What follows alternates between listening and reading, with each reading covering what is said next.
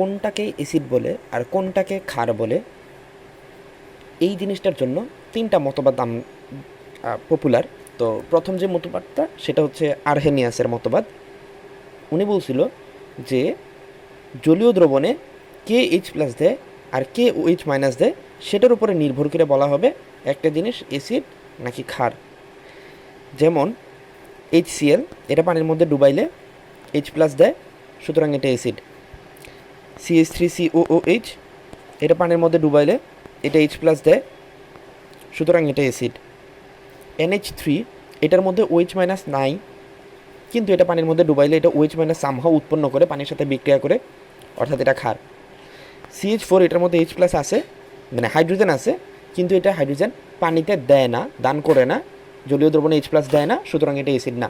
OH minus দেয় না, সুতরাং এটা ক্ষারও না, এটার অ্যাসিড ক্ষারের কোশ্চেন আসে না আর কি, এরকম। বা আর্হেনিয়াস, এটার অ্যাসিডিটি ওর মানে অ্যাসিড না ক্ষার সেটা নির্ণয় করতে ব্যর্থ। আচ্ছা, এখন ব্রনস্টেড লাউরি উনি করছে কি, H প্লাস দেয় নাকি নেয় এই জিনিসটার উপরে ডিপেন্ড করে অ্যাসিড আর ক্ষার সংজ্ঞা দিছে। তো HCl আর NH3, তো HCl অ্যাসিড দেয়, মানে H দেয়, আর NH3 H নেয়। যেটা দিবে সেটা অ্যাসিড, আর যেটা নিবে সেটা হচ্ছে ক্ষার। এটা হচ্ছে ব্রনস্টেড লাউরি মতবাদ, 2 নম্বর মতবাদ। তাহলে 1 নম্বর মতবাদ হচ্ছে H প্লাস আর OH মাইনাস নিয়ে, 2 নম্বর মতবাদ হচ্ছে H প্লাস নিয়ে, এবং 3 নম্বর মতবাদ হচ্ছে ইলেকট্রন নিয়ে। ইলেকট্রন দেয় নাকি নেয়। তাহলে আমরা আপাতত এতদিনে বুঝছি যে মানে ক্লাস 9-10-এ আমাদেরকে বলা হতো যে ধরেন এই জিনিসগুলো মানে ধরেন পর্যায় সারণীর মূল ভিত্তি কী, ইলেকট্রন বিন্যাস। একটা পরমাণু মানে যা কিছু হয় সব কিছু মানে ইলেকট্রনের আদান প্রদান হয়, সেই জিনিসটা বলাটা মোর বেশি ফর্মাল, তাই না? তাহলে সেক্ষেত্রে লুইস মতবাদ এটা হচ্ছে সবচেয়ে বেশি পাওয়ারফুল মতবাদ। তো এটাতে বলা হয়েছে কি, অ্যাসিড ইলেকট্রন নেয় আর ক্ষার ইলেকট্রন দেয়। তো এটার একটা খুব ভালো উদাহরণ হচ্ছে এরকম যে NH3 আর BF3তে অষ্টক সংকোচন হয়, এটার মধ্যে শেষ কক্ষপথে 6টা থাকে। আচ্ছা, তো NH3 আর BF3, NH3 এর একটা মুক্তজোড় ইলেকট্রন আছে, আর BF3 এর দিকে তাকালে আমরা দেখব যে এরকম একটা স্লট আছে যেটা কিনা খালি, যেটার মধ্যে মুক্তজোড় ইলেকট্রন থাকলে অষ্টকটা পূর্ণ হয়, কিন্তু সেটার মধ্যে এখন পর্যন্ত কোনো মুক্তজোড় ইলেকট্রন নাই।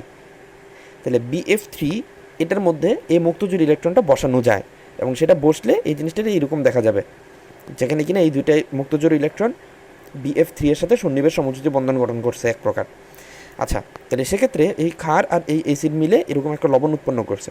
এখন এটা ক্ষার কোন হিসেবে, এটা কি H প্লাস দিছে বা H প্লাস নিছে বা OH প্লাস দিছে বা নিছে, কিছুই তো করে নাই, এখানে কোনো কিছু আদান প্রদান হয় নাই।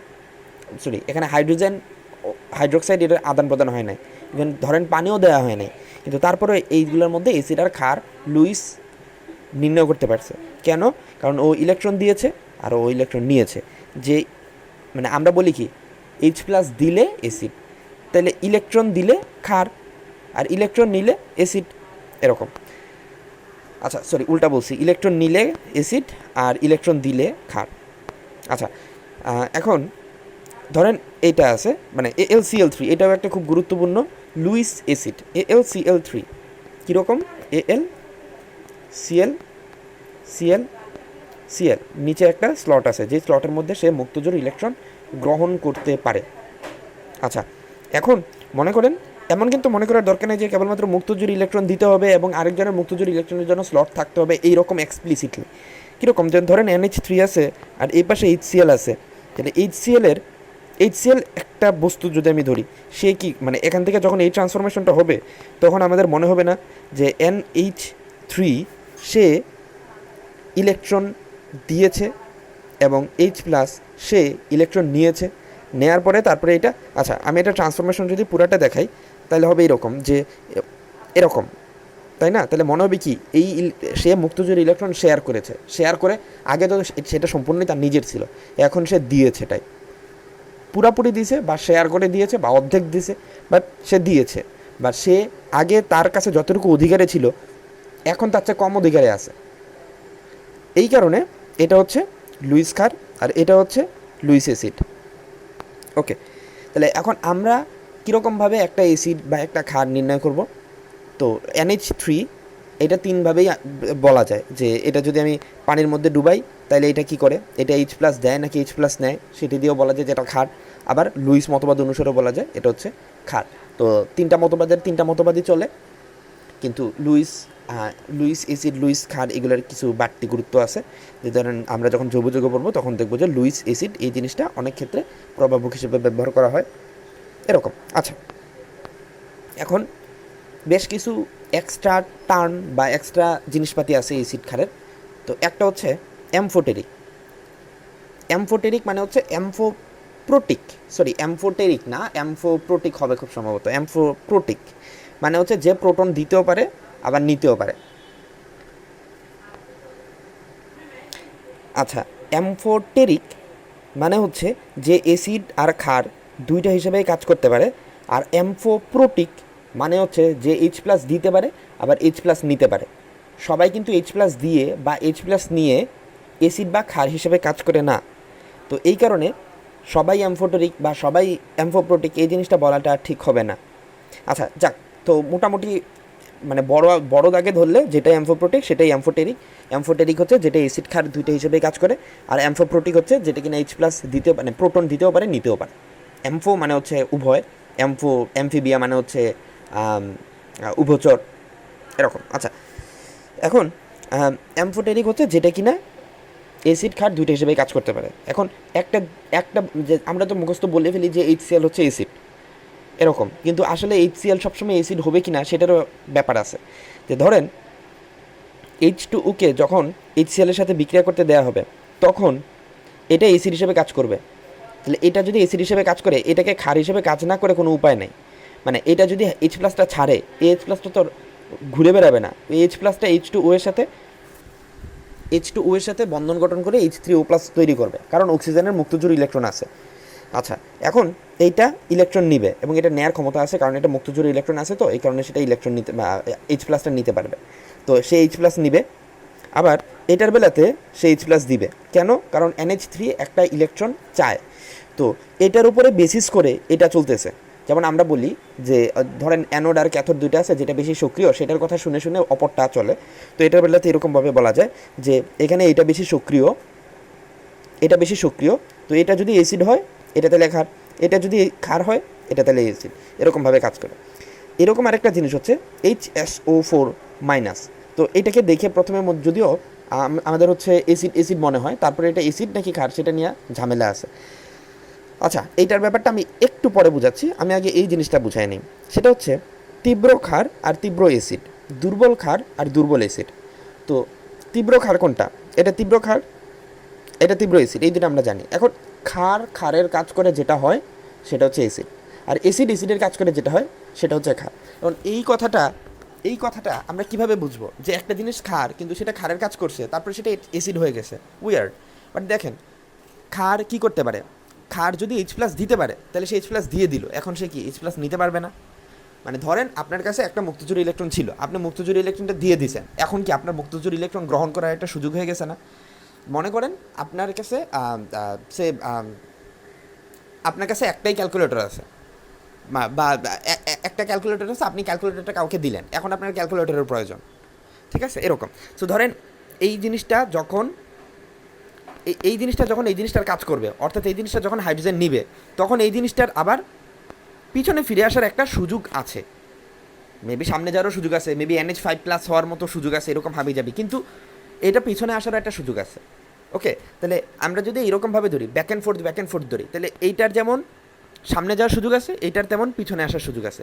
এটার যেমন হাইড্রোজেন দেওয়ার ক্ষমতা আছে, তাইলে এটা যেটা উৎপন্ন করছে সেটার হাইড্রোজেন নেওয়ার ক্ষমতা আছে। এটা ইলেকট্রন দিলে ওইটার ইলেকট্রন নিতে পারবে, এটা ইলেকট্রন দিতে পারলে ওইটা ইলেকট্রন নিতে পারবে। এখন কোনটা সবল কোনটা দুর্বল, একটা আরেকটার বিপরীত। এখন কেন একটা সবল আরেকটা দুর্বল? দেখেন, এই বিক্রিয়াটা যদি খুব ভালো করে হয়, এই বিক্রিয়াটা কি খুব ভালো করে হবে? এই বিক্রিয়াটা যদি স্বতঃস্ফূর্তভাবে হয়, এই বিক্রিয়াটা অস্বতঃস্ফূর্তভাবে হবে। এইটা যদি অটো হয় এটা হবে আমাদেরকে জোর করে করা লাগবে, বা এটা যদি খুব তাড়াতাড়ি হয় এটা হবে খুব আস্তে আস্তে। এইটার কে যদি মানে সাম্যধ্রুবক যদি বেশি হয়, এটার সাম্যধ্রুবক হবে অনেক কম। এটা যদি এই জিনিসটাকে ফেভার করে তাহলে এটার বেলাতে এই জিনিসটাকে ফেভার করবে কম। তো একটা বিক্রিয়ার বেলাতে মানে ধরেন এই বিক্রিয়া, এটা হচ্ছে সবল অ্যাসিড, তাহলে এইটা বিক্রিয়া করছে কেন? কারণ এটা বেশি স্টেবল হইতে চায়, ঠিক না? এটা মোর স্টেবল হইতে চায়। তো এই কারণে এটা যদি এটা তীব্র ক্ষার হয় তাহলে এটার উল্টাটা হবে দুর্বল।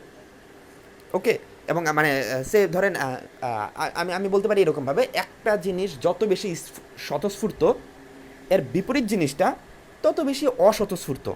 তো একটা জিনিস যত বেশি তীব্র, এর বিপরীত জিনিসটা তত বেশি দুর্বল। তীব্রতা আর দুর্বলতা এই ব্যাপারটা হচ্ছে এমনি করে আসছে বিপরীত।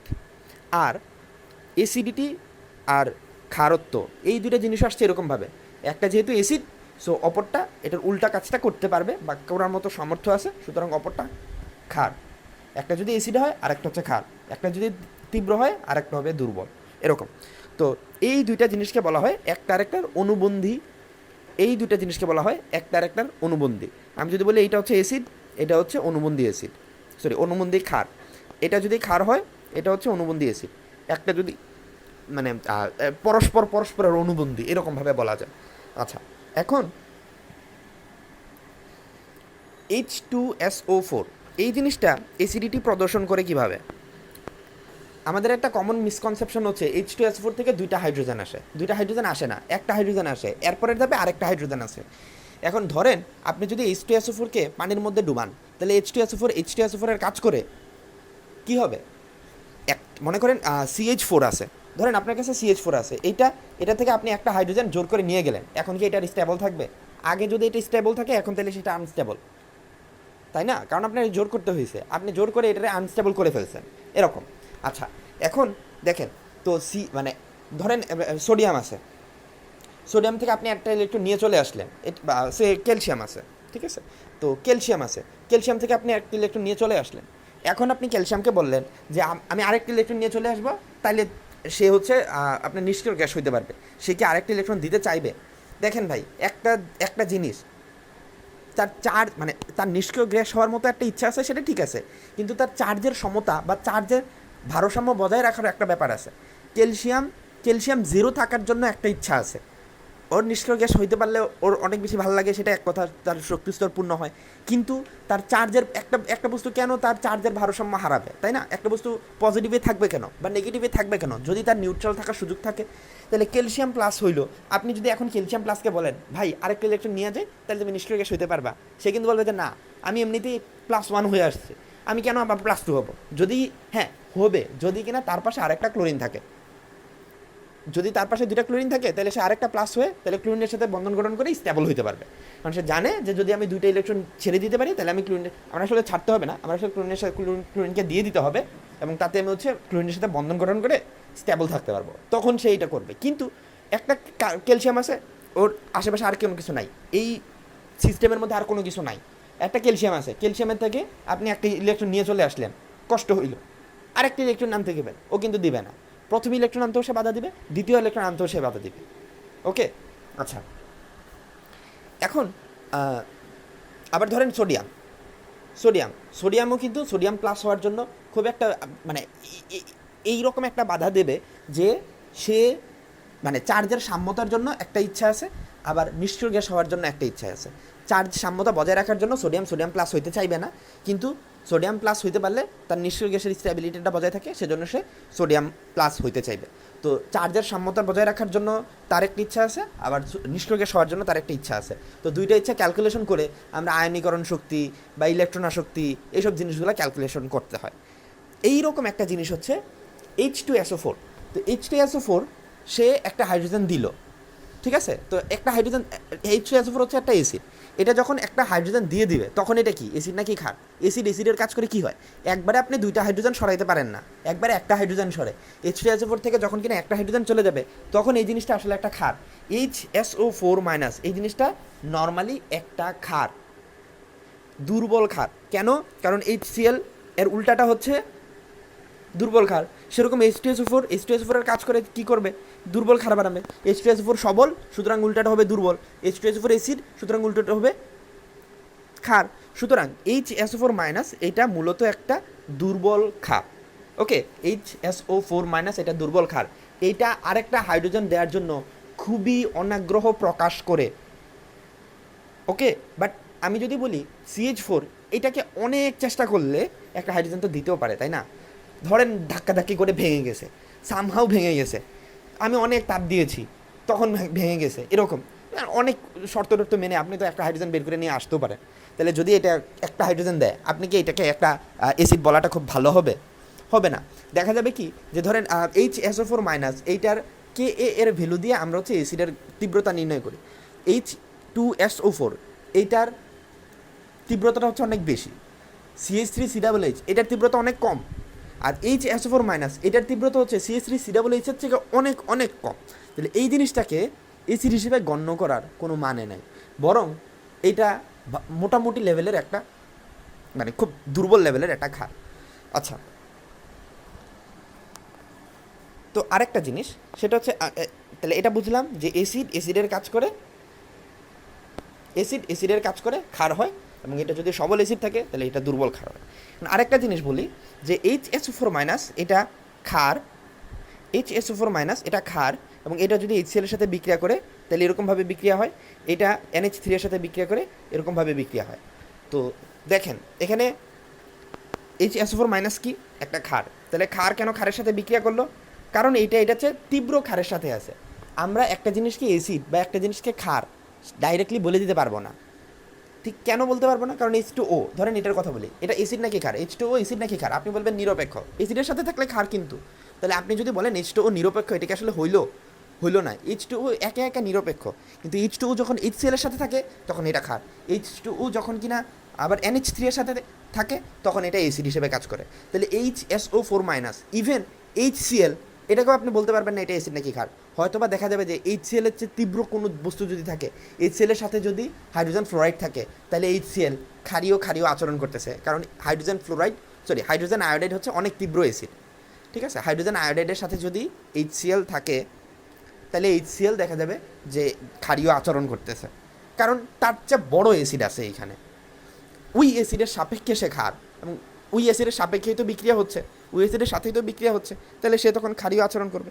তাহলে এখন HSO4 মাইনাস এটা একটা ক্ষার আর এটা একটা অ্যাসিড, তাহলে তাদের তো বিক্রিয়া হইতেই পারে। ওকে, হইল।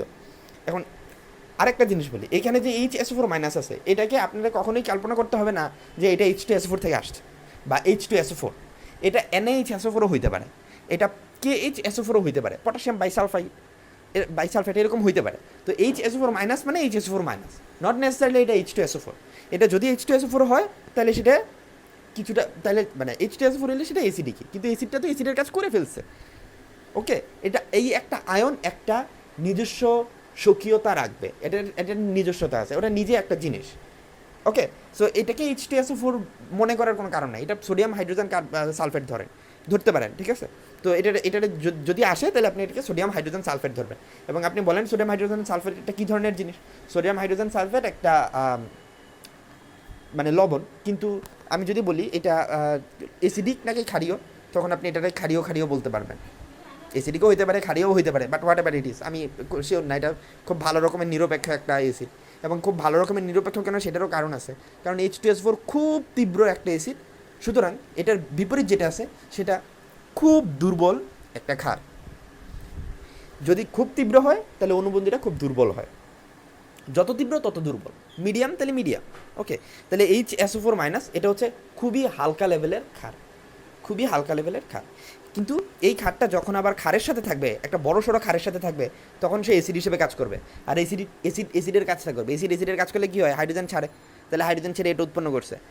তো দেখেন H2O এর বেলাতে এই জিনিসটা খুব সহজে বলে ফেলানো যায়, কিন্তু HSO4 মাইনাসের বেলাতে এটা খুব সহজে বলে ফেলানো যায় না। H2O এর বেলাতেও আমরা সহজে বলছি মানে হচ্ছে আমরা না দেখে তো আর বলতে পারবো না যে কিসের সাথে বিক্রিয়া করতেছে, কিন্তু যদি আমরা দেখি তাহলে আমরা বলতে পারি যে এটার সাথে বিক্রিয়া করতেছে। HSO4 মাইনাস এটার বেলাতে আমরা বলতে পারি যে ধরেন এইখানে কে ডিটারমাইন করতেছে বিক্রিয়াটা কীরকম হবে? ও ডিটারমাইন করতেছে, কারণ ও রাজা। তাহলে HCl কি? অ্যাসিড, সুতরাং এটা কি? ক্ষার। এবার এটা যদি ক্ষারের কাজ করে, এটা যদি ক্ষারের কাজ করে তাহলে কী হবে সেটা বের করব। এটা ক্ষার, সুতরাং এটা অ্যাসিড হিসেবে কাজ করবে, আর এটা অ্যাসিড হিসেবে কাজ করলে কী হইতে পারে সেটা চিন্তা করব। আচ্ছা, এখন 3 নম্বর পার্ট, সেটা হচ্ছে জুইটার আয়ন। জুইটার আয়ন কী জিনিস? অ্যামিনো অ্যাসিড এটা হচ্ছে একটা পারফেক্ট জুড়িটার আয়ন। এবং এমিনো অ্যাসিড লেখার সংকেত লেখার নিয়ম কি? প্রথমে লিখবেন এন, তারপর লিখবেন সি, তারপর লিখবেন সি। এটাতে অনেকভাবে পড়তে পারেন, ন্যাশনাল সিটি কলেজ, এরকম হাবি যাবে, ঠিক আছে? NCC, just NCC. আচ্ছা, এখন এনসিসি এই নাইট্রোজেনের সাথে কি NH2, এটার সাথে কি COOH, উপরে একটা আর নিচে একটা এইচ। নিজের সাধারণত এইচের বদলে আরেকটা আরও থাকতে পারে, কিন্তু নর্মালি থাকে না অধিকাংশ ক্ষেত্রেই।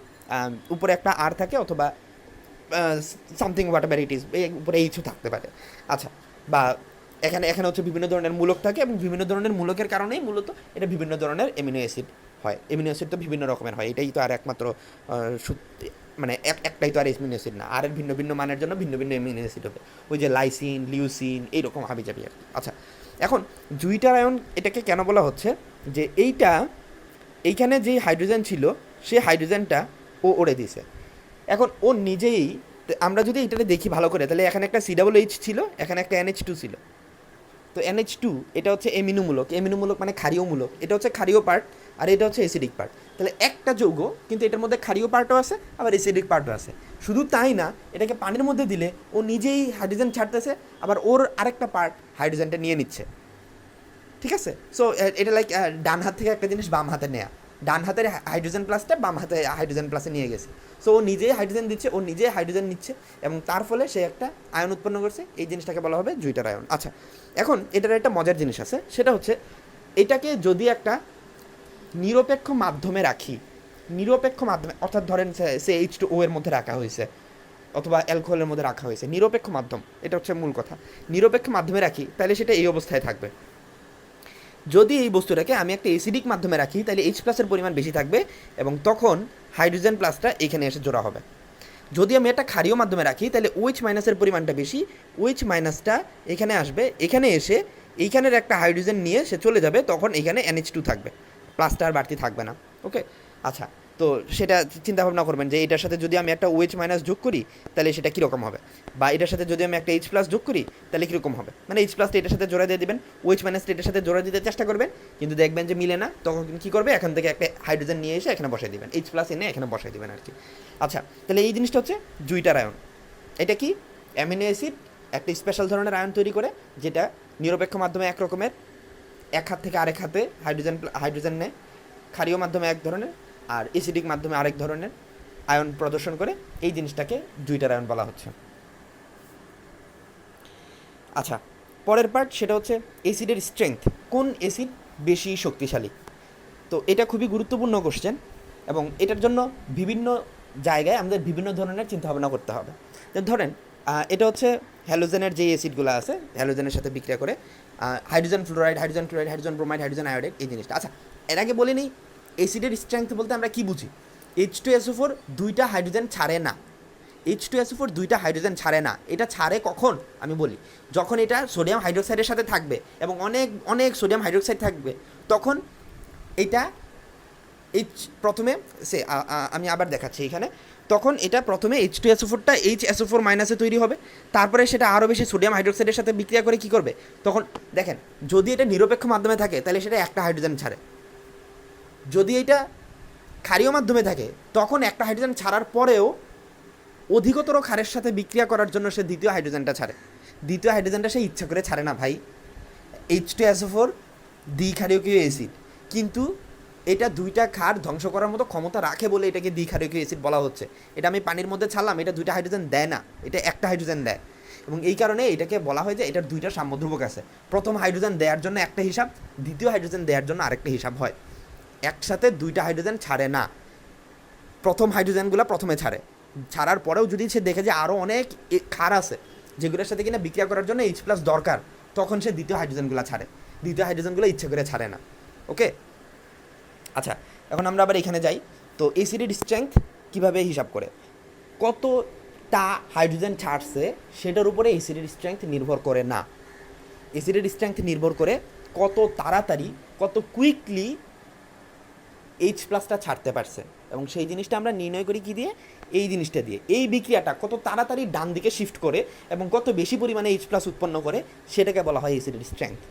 ওকে, সো ধরেন দুই ধরনের অ্যাসিড আছে। এক ধরনের অ্যাসিড কি, যেগুলো হচ্ছে প্রায় 100% পরিমাণ বিয়োজিত হয়। যেমন ধরেন, একটা ব্যাপার হচ্ছে সোডিয়াম বেশি ক্ষারীয় নাকি পটাশিয়াম বেশি ক্ষারীয়।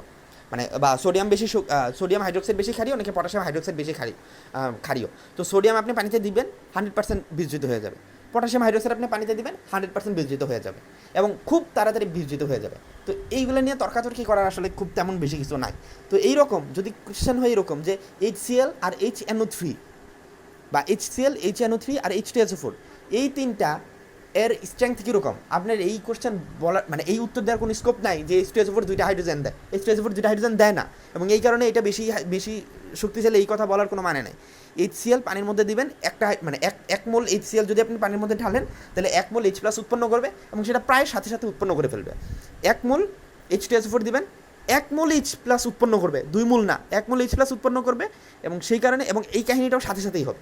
HCl এর যেরকম H+ ছাড়ছে সাথে সাথে ছেড়ে দিয়েছে, H2SO4 সেই একইভাবে খুব তাড়াতাড়ি H+টা ছেড়ে দিবে।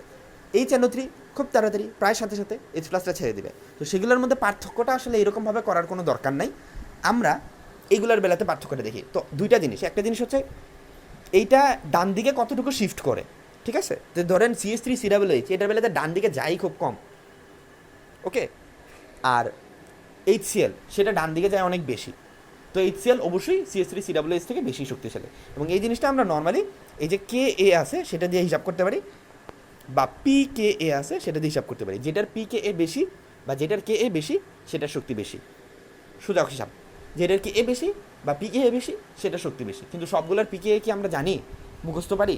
মুখস্থ পারি না। তো সেক্ষেত্রে আমরা কী করতে পারি যে এখন আমরা দেখব যে ধরেন হাইড্রোজেন ফ্লোরাইড আর hydrogen chloride, hydrogen bromide, hydrogen iodide, এই চারটা অ্যাসিডের মধ্যে যদি আমাদেরকে তুলনা করতে বলে, হাইড্রোজেন আর ফ্লোরিনের মধ্যে ফ্লোরিনের আকার অনেক ছোট, এই কারণে হাইড্রোজেন ফ্লোরাইডের দূরত্বটা খুব কম।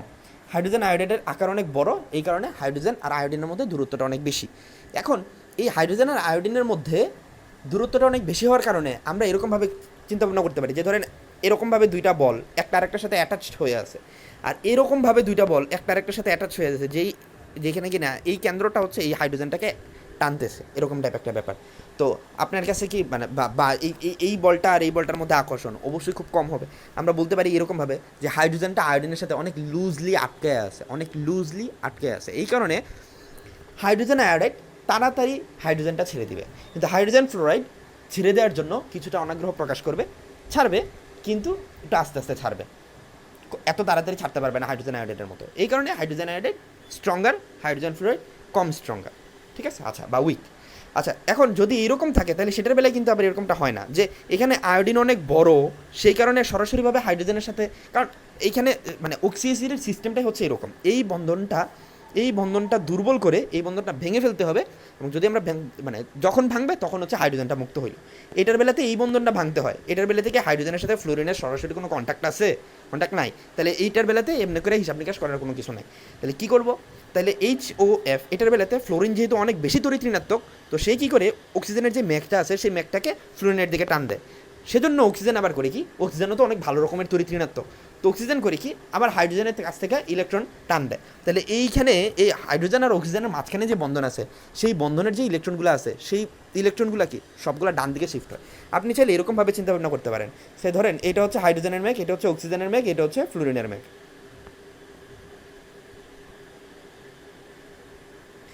এইগুলো হচ্ছে তিনটার ম্যাগ। এখন শিফটিং করার পরে এদের অবস্থাটা হয়েছে এরকম,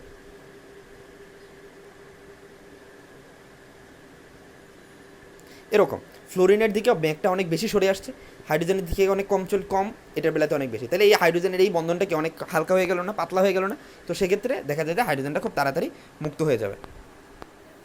আচ্ছা,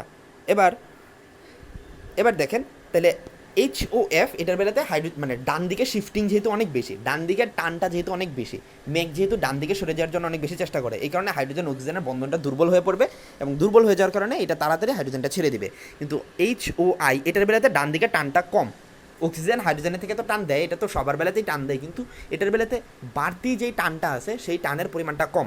অর্থাৎ HOI এটার বেলাতে আয়োডিন অত বেশি করে টান দিচ্ছে না হাইড্রোজেনের কাছ থেকে ইলেকট্রনটা নেওয়ার জন্য, বা অক্সিজেনের উপরে প্রেশার পড়তেছে না দেখে অক্সিজেন হাইড্রোজেনের উপরে বাড়তি কোনো চাপ দিচ্ছে না। যেমন এটার বেলাতে ফ্লোরিন অক্সিজেনের কাছ থেকে ইলেকট্রন নিয়ে চলে আসতেছে, বা নিয়ে আসতে চেষ্টা করতেছে, এই কারণে অক্সিজেনের উপরে চাপ পড়তেছে, অক্সিজেন কী করতেছে, হাইড্রোজেনের উপরে খবরদারি করতেছে। আমরা বলতে পারি এরকম যে এই যে ধরেন ফ্লুরিনের ইলেকট্রোনেগেটিভিটি আছে, সেই ইলেকট্রোনেগেটিভিটি আস্তে আস্তে হাত বদল করে হাইড্রোজেনের উপরে চাপ পড়ে, তো সেই কারণে হাইড্রোজেনের বন্ধনটা দুর্বল হয়ে পড়ে, এবং এটাই একমাত্র নিয়ম অক্সি অ্যাসিড এর মধ্যে থেকে হাইড্রোজেন মুক্ত করার নিয়ম। হাইড্রোজেনটা মুক্ত করতে হবে, হাইড্রোজেন যত তাড়াতাড়ি থাকবে সেটা হচ্ছে তত বেশি স্ট্রঙ্গার অ্যাসিড। সো আমরা বলতে পারি HOF এটা হচ্ছে স্ট্রংগেস্ট অ্যাসিড। আচ্ছা, এইগুলোর মধ্যে সবগুলোতেই হাইড্রোজেন আছে, হাইড্রোজেনের পরে অক্সিজেন আছে, অক্সিজেনের পরে ক্লোরিন আছে। তো এটার বেলাতে ক্লোরিন, এর দুইটা মুক্তজোড়ী ইলেকট্রন আছে, দুইটা মুক্তজোড়ী ইলেকট্রন সে অক্সিজেনের সাথে শেয়ার করছে, তারপর আরও দুইটা অক্সিজেনের সাথে শেয়ার করছে, তারপর আরও দুইটা অক্সিজেনের সাথে শেয়ার করছে। তো বাইরের থেকে অক্সিজেন আসছে আর অক্সিজেনের সে দুইটা ইলেকট্রন শেয়ার করছে, তার নিজের তো ইলেকট্রন কমে নাই, জাস্ট সন্নিবেশ সমযোজী বন্ধনের শেয়ার করছে। আচ্ছা, এখন যত বেশি ইলেকট্রন আসছে তত বেশি সে শেয়ার করছে, আপ টু 4, চারপাশে 4টা অক্সিজেনকে সে এরকমভাবে হোল্ড করতে পারছে। সো HCl এখানে আসবে না, HO2Cl বা HClO3, HClO4 এরকম 4টা আছে। এই 4টার মধ্যে থেকে আমরা দেখতে পাচ্ছি যে অক্সিজেন তো ভালো রকমেরই তড়িৎ ঋণাত্মক। সো অক্সিজেন কী করে, যে ক্লোরিনের কাছ থেকে ইলেকট্রনটা নিয়ে আসার চেষ্টা করে, এই কারণে ক্লোরিনের উপরে টান পড়ে, ক্লোরিন করে কি এই অক্সিজেনের উপরে টান দেয়, অক্সিজেন করে কি এই হাইড্রোজেনের উপরে টান দেয়। সো আস্তে আস্তে একজনের থেকে একজনের প্রেশার উপরে আসতে থাকে। একমাত্র হাইড্রোজেনে হচ্ছে একমাত্র বোকা মানুষ, সে হচ্ছে একমাত্র কম তড়িৎ ঋণাত্মক দেখে, অন্যগুলোর চেয়ে তুলনামূলকভাবে কম তড়িৎ ঋণাত্মক দেখে দেখা যায় যে হাইড্রোজেনের উপরেই চাপটা পড়ে এবং এই বন্ধনটা দুর্বল হয়ে পড়ে। বা আমরা বলবো যে যেহেতু ডান দিকে ইলেকট্রনের চাহিদা অনেক বেশি, সো বাম দিকে ইলেকট্রনের যে বন্ধনটা আছে, অক্সিজেন হাইড্রোজেন বন্ধনটা আছে, সেই বন্ধনটা দুর্বল হয়ে পড়ে। এই কারণে HClO4 এটার বেলাতে যেহেতু ডান দিকে চাহিদা সবচেয়ে বেশি, সেই কারণে বাম দিকের অক্সিজেনটা তত বেশি দুর্বল, শিফটিংটা ডান দিকে অত বেশি বেশি করেই চলতে থাকে, এবং এই কারণে HClO4 এটা হচ্ছে স্ট্রংগেস্ট অ্যাসিড। আচ্ছা, এবার আমরা বলছিলাম যে হচ্ছে PKA ফলো করে করে তারপর হচ্ছে hydrogen iodide, hydrogen chloride, hydrogen. আচ্ছা, এর আগে এইখানে একটা কথা বলিনি, এই জিনিসটা আমরা শর্টকাটে পড়ি হচ্ছে এরকমভাবে যে মানে এখানে এটার ক্লোরিনের জারণ মান যদি আমরা নির্ণয় করি, এখানে ক্লোরিনের জারণ মান হচ্ছে অক্সিজেনের হচ্ছে -2, হাইড্রোজেনের হচ্ছে +1, সো ক্লোরিনের হচ্ছে +1, এইখানে ক্লোরিনের হচ্ছে +3, এইখানে ক্লোরিনের হচ্ছে +5, এইখানে ক্লোরিনের হচ্ছে +7। তো জারণ মান বেশি মানে শক্তি বেশি, জারণ মান বেশি মানে শক্তি বেশি, এটা একটা কমন ব্যাপার আর কি এই ধরনের অ্যাসিডের জন্য। আচ্ছা, তো লাস্ট যেটা সেটা হচ্ছে যদি যে কোনো ধরনের অ্যাসিড দেওয়া থাকে আর PKA এর মানটা যদি দেওয়া থাকে, তাহলে যেটার PKA এর মান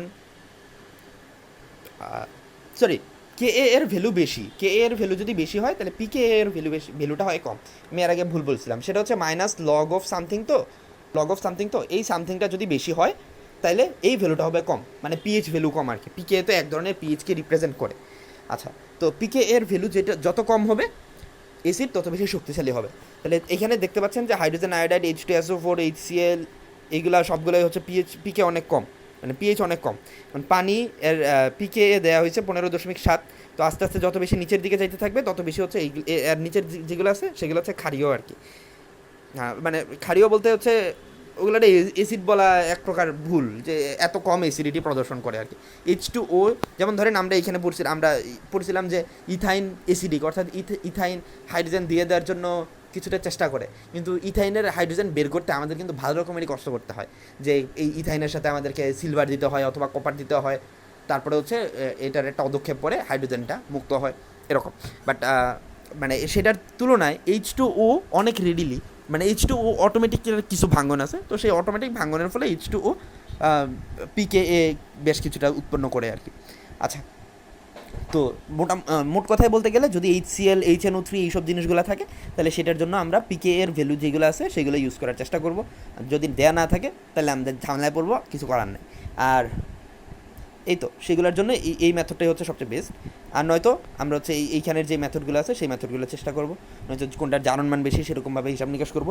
এটার বেলাতে এরকমভাবে কোনো সহজ সূত্র নাই কেন, কারণ এগুলোর বেলাতে অনেক বেশি পরিমাণে সূত্র আছে, কিন্তু সূত্রের সাথে সাথে ব্যতিক্রমের পরিমাণটাও অনেক বেশি, এই কারণে আমি হচ্ছে সেগুলোর ডিটেলসের মধ্যে যাচ্ছি না আপাতত। তো ব্যতিক্রম অনেক বেশি, এবং ধরেন জারণ মান যেটার বেশি সেটার বেশি স্ট্রং, আর এরকম ধরনের কথাগুলোও সবসময় খাটে না। ওকে, তো আমরা এরকমভাবে একটা ব্যাপার মনে রাখতে পারি যে H2SO4 হচ্ছে সবচেয়ে বেশি স্ট্রং, H2SO4, HCl আর HNO2, HNO3টা কই, ওকে এটা HNO3। সো H2SO4, HCl আর তারপরে হচ্ছে HNO3, এই তিনটার সিরিয়ালটা আমরা হচ্ছে মনে রাখতে পারি। আমি যতটুকু দেখেছিলাম ইন্টারনেটে সেটা হচ্ছে আবার HCl হচ্ছে H2SO4 থেকে বেশি স্ট্রঙ্গার। যাই হোক, আবার এগুলোর আবার আরও ঝামেলা আছে যে ধরেন HNO3 যদি লঘু দ্রবণ হয় তাহলে কোনটার স্ট্রেংথ বেশি, আবার যদি বেশি শক্তিশালী দ্রবণ হয় তাহলে কোনটার স্ট্রেংথ বেশি, সেগুলোর বেলাতে ভেরিয়েশন আছে। যাক, আমরা অত বেশি কিছু ধরবো না, আমরা সরাসরিভাবে Ka এর ভ্যালু থেকে অ্যাসিডের স্ট্রেংথ বের করার চেষ্টা করব।